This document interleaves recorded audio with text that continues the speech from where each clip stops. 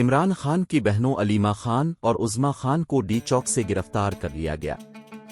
پاکستان تحریک انصاف کے بانی عمران خان کی بہنوں علیمہ خان اور عظما خان کو اسلام آباد کے ڈی چوک سے گرفتار کر لیا گیا۔ پاکستان تحریک انصاف کی جانب سے ڈی چوک میں احتجاج کا اعلان کیا گیا ہے اور مختلف مقامات پر پولیس اور پی ٹی آئی کارکنوں میں آنکھ مچولی کا سلسلہ جاری ہے۔ پولیس نے عمران خان کی بہن علیمہ خان اور عظما خان کو ڈی چوک سے گرفتار کر لیا۔ پولیس علیمہ خان اور عظما خان کو وین میں بٹھا کر لے گئی۔ اس دوران صحافی نے سوال کیا کہ کیا کہیں گی اب؟ علیمہ خان نے جواب دیا کہ گرفتار کرنا ہے تو گرفتار کر لیں۔